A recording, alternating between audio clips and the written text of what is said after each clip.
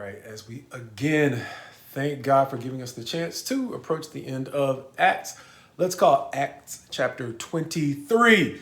Jerusalem, the Tribune, as we're going to see Paul have his last hearing in Jerusalem before he has moved on to Caesarea. In this chapter where, in verses 1 through 5, Paul,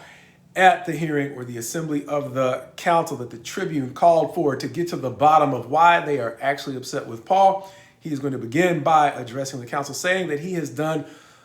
the things that he has done to this day in an effort to maintain a good conscience, at which Ananias, the chief priest over the hearing, it appears, is going to command that he is struck in the mouth because he's going to seem to be unimpressed by Paul's statement about his conscience. Paul is then going to turn his tone, at least, and say that God is going to strike you in the way that you have ordered me to be struck, at which point others are going to step in and say, is that the way you speak to the high priest? Because he's going to add a few other words in there, at which point Paul is going to, showing his own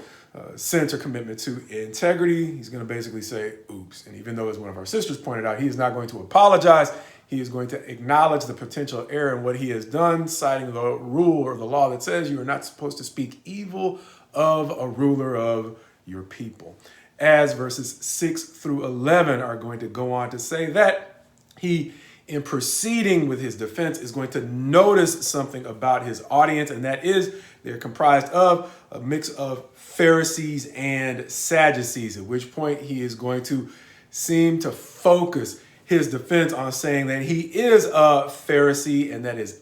basically not the reason why he's on trial, but he is on trial for something that is near and dear to the Pharisees' heart, and that is the issue of the resurrection, at which point things are going to fast track Paul on to some success, as the Pharisees are then going to basically start to take up for him and be like, not guilty, and make excuses for him. Understanding that just because he's a Pharisee and he's able to appeal to a common interest, they're going to pretty much take over from there. But that's not going to end things because the Sadducees don't care. They don't agree. And so it's going to drag the hearing into more turmoil, at which point the Tribune is going to step back in, essentially saying enough. He is going to shut things down and drag Paul out, which is going to help basically Paul, at least at that moment. And he's going to be helped even more when the Lord is going to help encourage him by telling him to take courage. He is going to have to testify about the things of God in Rome, the way he has testified about them in Jerusalem. And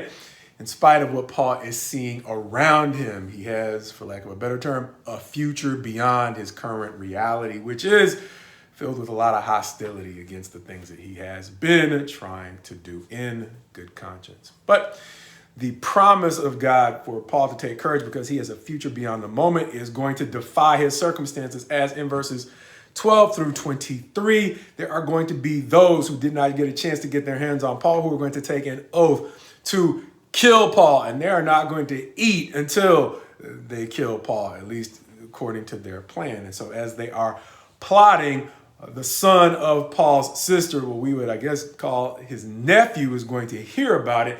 get a chance to visit Paul, let him know what the scheme really is all about, at which point Paul is going to appeal to a centurion to take word or take the young man to the Tribune. He is going to respond favorably to Paul, take the young man to the Tribune, who is going to give the young man a hearing, and hearing that there is an underlying pretext for any further hearings, that they want to actually get a chance to kill Paul as he's being transported to any future hearings that he gets.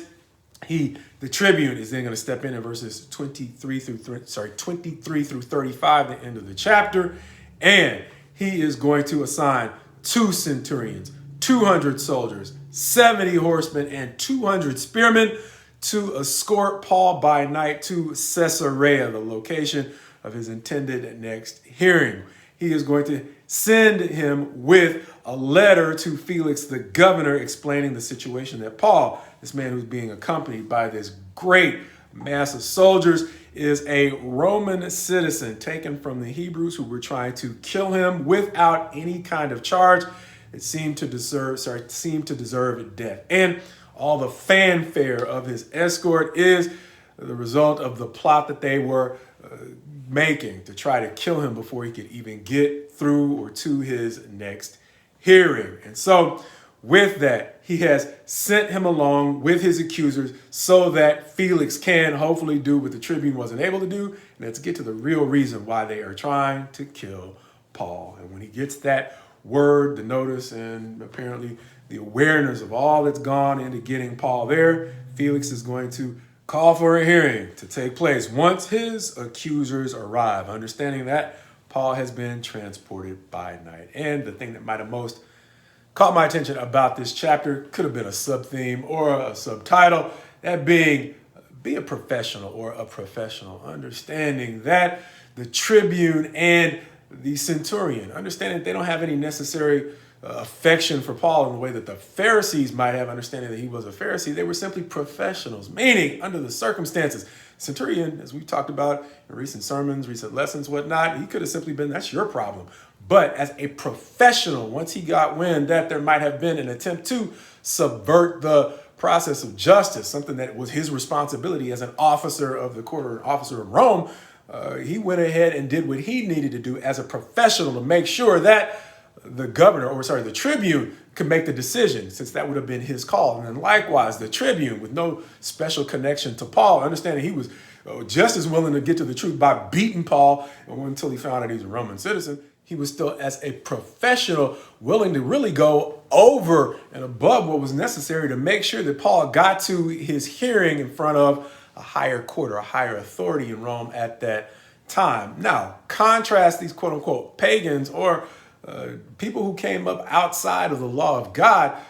to the people of God who earlier in the chapter, at least insofar as the Pharisees went,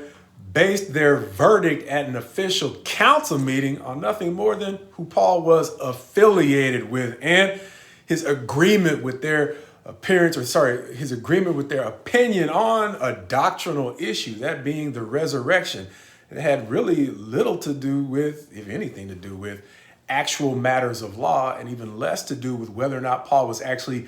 guilty of violating a legal principle in Israel that justified the death penalty. Understanding his opinion on the resurrection, as even the council saw, did not matter as to whether or not he deserved life and death under either Roman law or the law of Israel. It was simply whether or not he agreed with them. Understanding that it is too easy, even today, to look around and say the more things change, the more they stay the same. Understanding that even amongst the people of God, too often you can look around and see attitudes towards justice that make it fair to wonder whether or not we've lost our professionalism, prioritizing who we know, who we're connected to, or what we share in common above any objective standards of justice. More and more trading in objective standards of justice for principles that more and more seem to encourage us to preach grace to everyone within our circle, but consequences for anyone outside of it. Not just consequences, but sometimes absurdly harsh consequences. Increasing the tolerance for things that might not be all that different from thinking death is a proper penalty for disagreeing about the resurrection. Which, as I mentioned, in looking at Acts chapter 23, makes it seem like the more things change, the more they might have actually remained the same. Understanding that the true people of God will not abandon their commitment to justice in view of his reminder back in the prophets that he has shown us what is good, and that is to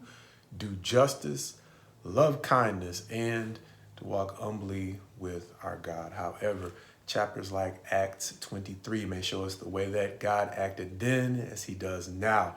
to draw a distinction between those committed to following him and those who have begun to pursue something else. Understanding that his grace is still a thing, not just a thing, it's a very powerful thing insofar as we are willing to return to his principles instead of trying to bend his grace to fit our own.